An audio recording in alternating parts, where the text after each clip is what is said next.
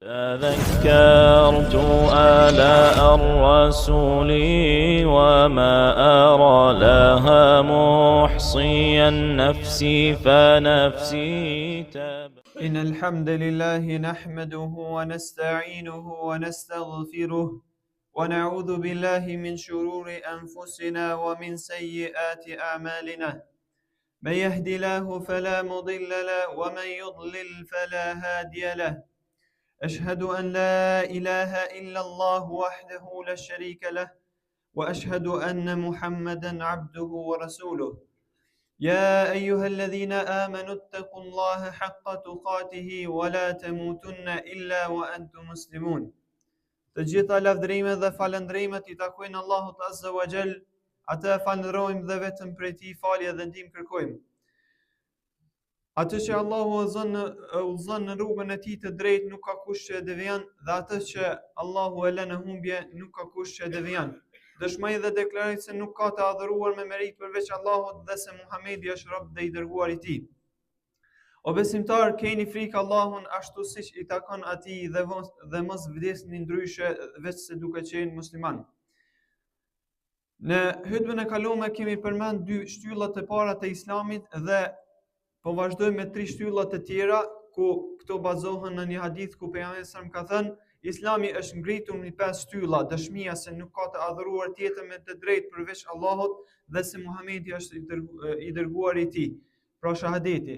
E dyta, falja e namazit, dhënia e zakatit, kryerja e haxhit dhe agjërimi i Ramazanit. Kemi thënë se nuk ka mundësi që feja të qëndrojë e fortë apo të ekzistojë përveç nëse plotësohen këto shtylla.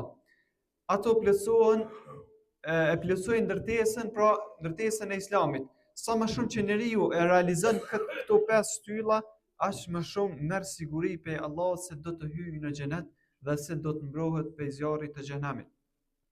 Pra vazhdojmë me shtyllën e tretë të Islamit, e cila është dhënia e zakatit. Dhënia e zakatit, vëllezër, është shtylla e tretë e Islamit.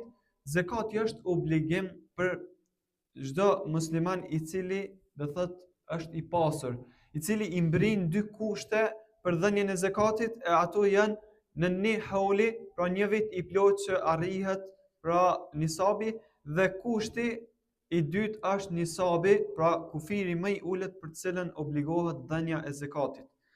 Fjala zakka është marrë nga fjala zakat, pra është marrë nga fjala zakka, që nënkupton pastrim dhe shtim. Qëllimi është pastrimi i pasurisë, pra, dhe shtim i pasurisë.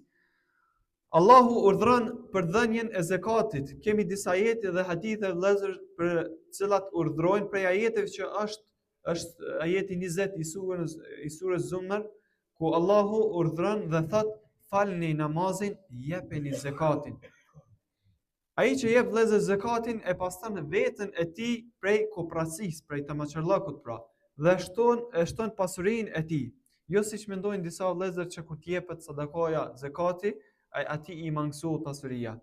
Përkundrazi, atij i shtohet pasuria, i shtohet bereqeti i pasurisë dhe shpërblimin, dhe në aspektin shpirtëror, pra në brendësinë e tij, pastrohet. Zakati, vëllezër, është një pjesë e caktuar për një pasurie të veçantë që i jepet disa njerëzve të veçantë. Pra jo çdo kujt. Kjo është përmend në surën Tauba, ajeti 60, ku Allahu përmend 8 grupe të cilët e meritojnë pramarrjen e zakatit. Në këtë ajet përmendet pra që Allahu thotë lëmosha e zakatit është vetëm për të varfrit, për nevojtarët, ata të cilët janë ngarkuar me mbledhjen dhe administrimin e tij, pra ata të cilët u duhet fituar zemra për Islam, pra edhe ndaj jo muslimanëve i jepet zakati për me fitu zemra në Islam nëse shpresohet se ata futen në Islam. Grupi 5 për lirimin e skllaverëve, të cilët janë marrë do thotë rob lufte, në 6 për të rënduarit nga borxhet, që s'kan mundësi me i pagu, në 7 për luftëtarët në rrugën e Allahut, dhe në 8 për udhëtarët që kanë mbetur për rrugëve dhe s'kan mundësi të vazhdojnë rrugtimin e tyre për të kthyer në vendin e tyre apo për të shkuar aty ku kanë synim. Këto janë vëllezër, siç përmend Allahu, detyra që Allahu i ka dhënë. Njerëzit nuk janë të barabartë vëllezër në jetën e kësaj bote. disa janë të pasur e disa janë të varfër. Prej madhështisë së kësaj feje është se Allahu e ka bërë që bamirësia tjetë në mesin e muslimanëve, po këtij umeti, që dikush pra që ka, të jep atij që nuk ka. Ai që jep zakatin vëllezër, kryen një prej shtyllave të Islamit, pastron veten prej kooperacisë dhe vezveset e liga dhe pastron regjistrat e tij prej gjunaheve, nga zakati është shkak që të pastrohet njeriu edhe prej gjunaheve. Pejgamberi s.a.s. ka thënë në një hadith, lëmosha shlyen mëkatet siç e fik uji zjarrin. Dhe lëmosha më e mirë është zakati. Ai që jep zakatin vëllezër ka bërë bamirësi ndaj të tjerëve dhe në këtë mënyrë ka hyrë në mesin e besimtarëve të cilët i përfshin dashuria e Allahut. Qase Allahu në surën Bekare ajeti 195 thotë, por bëni mirë, Allahu më të vërtet i dën, do thotë bamirësit. Këtë ajet na tregon se Allahu i dën pra ata që bëjnë mirë. Me dhënien e zakatit, njeriu e stërvit vëllezër vetveten të jetë prej atyre të cilët shpenzojnë në rrugën e Allahut. Dhe me të kemi ngushëllim për të varfrit. Do thotë ata të ndihen përkrahën nga ata të cilët kanë domethënë të japin. Me të realizohet solidariteti dhe ndihma ndaj pjesëtarëve të shoqërisë, pra ndaj muslimanëve. Vëllezër, disa muslimanë falin namaz, 5 kohë namaz, agjerojnë ndoshta edhe haxhin e kryjnë, mirë po është një mangësi e tyre, pra një sëmundje e zemrës e cila është, domethënë, frika apo tamaçallaku nga varfria e gjendje, ndoshta për tyre ka të cilët edhe nuk e japin zakatin, kanë shumë argumente të cilat nuk duhet të zërohemi këtu, që tregojnë për ndëshkimin e atij i cili nuk e jep zakatin. Pastaj kalojmë tek shtylla e katërt, e cila është kryerja e haxhit. Kryerja e haxhit është vëllezër shtylla e katërt e Islamit. Kjo tregon edhe vlerën e saj. Allahu na urdhon që të kryejmë haxhin në ajetin 196 të surës Bekare, pos ajeteve tjera, ku thot kryejeni haxhin dhe umrën për hir të Allahut. Disa dietarë vëllezër thonë se haxhi është adhurim që kryhet për hir të Allahut, duke kryer ritualet e tij në një vend të veçantë, i cili është Mekë, pra kryhet çdo kont edhe çdo herë. Në kohë të veçantë sipas sunetit të profetit sallallahu alaihi wasallam. Çdo musliman vëllezër dhe muslimane që ka mundësi, atëherë e ka obligim kryerjen e haxhit. Haxhi është obligim të kryhet një herë gjatë jetës, pra ata që ka mundësi pra. Kurse herëve tjera që kryhet është nafile, vetë e pëlqyeshme.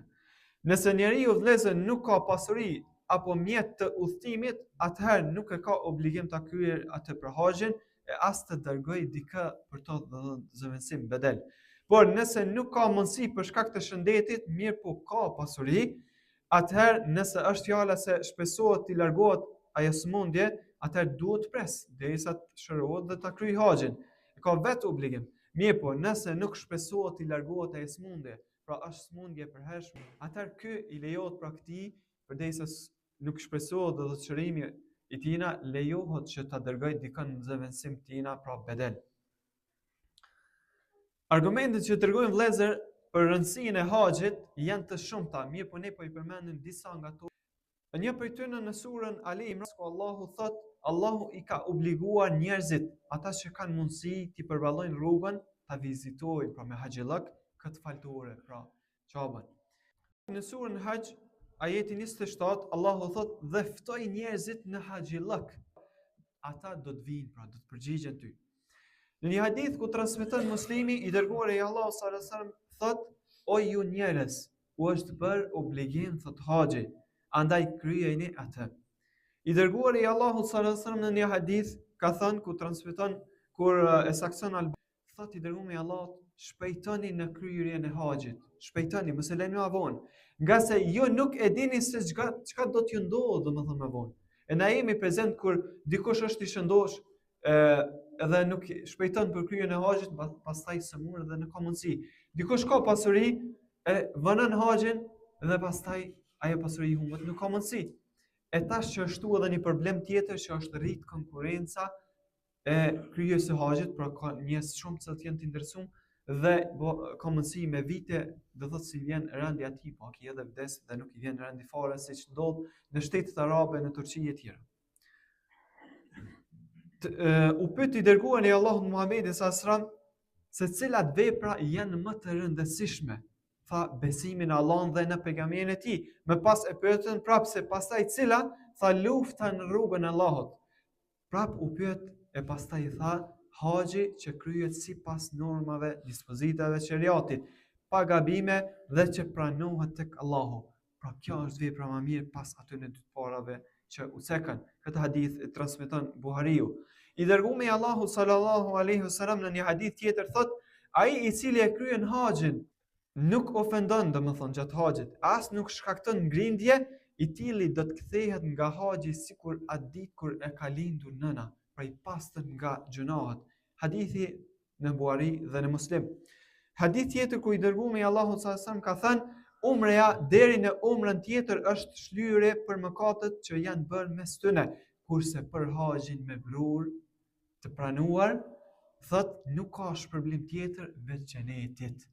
Pa na musliman çka kërkojmë tjetër? Do thot kërkojmë xhenetin. Andaj për me kry dhe për me hyrë në xhenet, qenë ka shkak haxhi I cili është I pranueshëm, I kompletuar. Aisha radhiyallahu anha ka thënë u pyet I dërguari I Allahut e pyeta të dërguarin e Allahut sallallahu se a ka xhihad për luftë për gra. Tha, po, ka xhihad për gratë, mirë po xhihadi në të nuk ka mbytje as dy luftim. Pra s'është qëllimi me luftën, mirë po ai tha xhihadi për gra është haxhi dhe umra.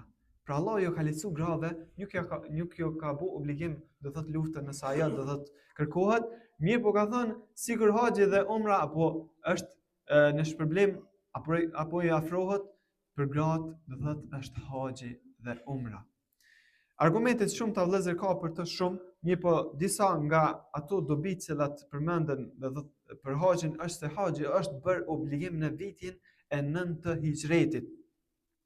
I dërguari I Allahut sallallahu alaihi wasallam e ka kryer vetëm një herë haxhin për jetën e tij. Haxhi është obligim për të gjithë muslimanët që kanë kushtet materiale dhe janë shëndosh dhe psikik në 10.000 në psikik nuk janë të çmendur. Haxhi është vëllezër adhurim I cili përfshin të gjitha adhurimet, siç janë adhurimi I zemrës, gjuhës, trupit dhe përmes sadakas, pasurisë së tij. Haxhi është obligim edhe për ishte obligim edhe për popullin e Ibrahimit alayhis salam. Pra edhe para nesh, haxhi është nga adhurimet më madhështore, nga se ai ngërthen në veten e tij shumë vlera dhe dobi. Allahu I afal mëkatet haxhilerëve dhe umrexhive, nëse ata kryen haxhin dhe umrën sipas asaj që kërkohet dhe ka porosit Allahu. Kush ka mundësi të kryen haxhin dhe e vonon atë kryen e haxhit, I tili duhet pendohet tek Allahu, nga se nuk lejohet shtyrja e haxhit.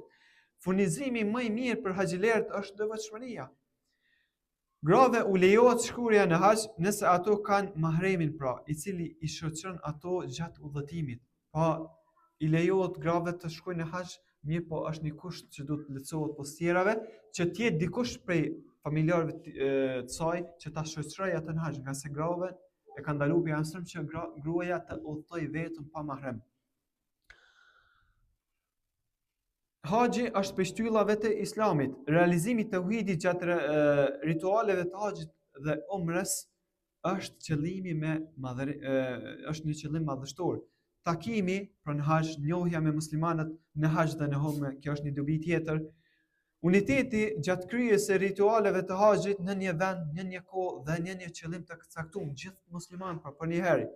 Haxhi obligohet vetëm një herë gjatë jetës nëse ekzistojnë mundësitë materiale, shëndetësore dhe dobia e fundit që do të përmendim për haxhin është për të falur mëkatet haxhilerëve dhe umrexhive dhe për ta fituar xhenetin e Allahut duhet plotësohen këto kushte. Në ne të kryet haxhi dhe umra sipas sinqerisht për Allahun, pra jo me syfasi, jo për ladata apo diçka tjetër. Në 2 largimi nga polemikat dhe debatet e kota në haxh dhe në umre. Në 3 të jetë pasuria nga fitimi halal, pra me atë pasuri që shkon haxh të jetë e fituar halal. Dhe në 4 të kryet haxhi dhe umreja sipas sunetit të profetit sallallahu alaihi wasallam, nga se ky është një kusht pas sinqeritetit që vepra të pranohet. Allahu u pranoft haxhin dhe adhurimet e bëra gjatë këtyre muajve të shenjtë të haxhit, ata të cilët shkojnë do thot në haxh dhe neve të cilët do të mundohemi me adhurime, walhamdulillahi rabbil alamin. إلا الله وحده لا شريك له وأشهد أن محمدا عبده ورسوله. Vëllezër të nderuar, shtylla e 5 dhe e fundit e Islamit është agjërimi i Ramazanit. Agjërimi i Ramazanit është obligim për muslimanët e rritur, të mëdhenj dhe që kanë mundësi shëndetësore, kurse ai i cili do thotë nuk ka mundësi shëndetësore është i sëmur, pra nëse shpesohet shërimi i tij, ai pas Ramazanit e kompenzon. Nëse nuk shpesohet shpërblimi i tij, janë rregulla të veçanta të cilat i kompenzon për këtë agjërim, e shpagun këtë agjërim. Në surën Bekare, vëllezër, ajeti 183, Allahu thot: o besimtar, ju është bërë obligim, pra agjërimi ashtu siç ishte urdhër dhe obligim atyre para jush që mund të bëheni të devotshëm. Disa dietar kanë thënë se është quajtur Ramazani me këtë emër, pra nga se e shuan nxehtësinë e mëkateve. Pejgamberi sa në një hadith thotë që kush e agjeron Ramazanin me besim dhe me shpresë, pra në shpërblimin e Allahut, i falen mëkatet e kaluara. Agjerimi është ndalje prej ngrënjes dhe pirjes dhe marrëdhënieve intime prej lindjes së agimit, kur hyn pra koha e sabat deri në perëndimin e diellit. Ka shumë argumente që tregojnë për vlerën dhe dobinë e Ramazanit, agjerimit, namazit në të. Përmes me zgjatë përmendim disa shkurtimisht disa dobi të Ramazanit, të agjerimit apo namazit në të. Vëllezër, muaji i Ramazanit është muaji më i vlefshëm i vitit, madje edhe më i mirë dhe i vlefshëm se sa muajt e shenjtë. Ramazani është muaji i zbritjes së Kur'anit. Agjerimi në të është farz, e farzët janë veprat më të mira dhe më të dashura tek Allahu. Agjerimi ka shpërblim të veçantë tek Allahu. Falja mëkateve për atë që agjeron Ramazanin me iman, shpesë dhe shpërblim dhe sinqeritet. Në Ramazan është nata e Kadrit, më e mirë se një muaj, pra më e vlefshme se një periudhë e gjatë kohore, pra pa qenë atë muaj nata e Kadrit. Në Ramazan falen mëkatet dhe ai i cili dhe thot e arrin natën e Kadrit me iman dhe me shpesë në shpërblim, pra i falën mëkatet. Në Ramazan hapen dyert e xhenetit dhe mbyllen dyert e xhehenemit. Pra ngosen, pra lidhen shejtanët, çdo natë ka njerëz besimtar që Allah liron nga zjarri. Umreja në Ramazan ka shpërblim të madh sikur haxhi bashkë me profetin sallallahu alajhi wasallam, ashtu siç ka thënë profeti në hadith. Veprat e mira shumë fishohen në Ramazan, pra disa dietarë kanë thënë se në Ramazan shtohet shpërblimi i veprave dhe rritet kujdesi nga mëkatet. Ramazani është muaji i sabrit dhe i mëshirës, selefët, pra 3 gjenerat e muslimanëve pas profetit i kushtojnë në rëndësi të madhe Ramazanit. Ata e lutnin Allahun 6 muaj përpara që t'ia mundsoj të arrijnë Ramazanin dhe 6 muaj pas Ramazanit e lutshin Allahun që Allahu t'ia pranoj Ramazanin. Por Ramazani është muaji më i mirë i vitit. Dietarët theksojnë se Ramazani është muaji më i vlefshëm për shkak të këtyre veçorive të cilat i përmendën. Vëllezër të nderuar, këto 5 shtylla të cilat kena përmend, dhe thot deri tash në hutbën e kaluar dhe tash janë veçuar këto 5 shtylla në këtë hadith për shkak të rëndësisë së tyre në shariat dhe është shumë e lartë pozita dhe ndikimi i tyre tek njeriu, tek muslimani. Pra, këto 5 shtylla të përmendura në këtë hadith ndahen në 3 lloje: adhurime të zemrës, të trupit dhe të pasurisë. Së pari janë 2 shahadetet, pra që janë vepra të zemrës dhe përmes tyre realizohet besimi, pra imani. Pastaj vjen namazi i cili është adhurim i trupit, pastaj zakati që ka të bëjë me pasurinë, pastaj vjen haxhi i cili është adhurim trupor dhe i pasurisë, pastaj vjen agjerimi i Ramazanit që ka të bëjë me trupin si adhurim trupor. Pra, lutë Allahun për veten dhe për juve që ti plotësojmë këto 5 shtylla dhe të mësoj që ta adhurojmë Allahun sinqerisht dhe veprat tona t'ia kushtojmë vetëm Allahun. Lutë Allahun që adhurimet të cilat i kemi bërë deri tani të na pranoj. Pastaj vëllezër, mi dërgoni salavat ashtu siç na ka urdhëruar Allahu në Kur'an kur thot inna Allaha wa malaikatahu yusalluna ala nabi ya ayyuhalladhina amanu sallu alayhi wa sallimu taslima. Vërtet Allahu e bekon të dërguarin dhe me lajket lutën për të, o besimtar lutuni dhe përshëndetni atë me selam. Në një hadith pejgamberi na këshillon me dërgu salavate dhe tregon vlerën e saj, ku thot kush dërgon salavate për mua një herë, Allahu dërgon 10 herë për të.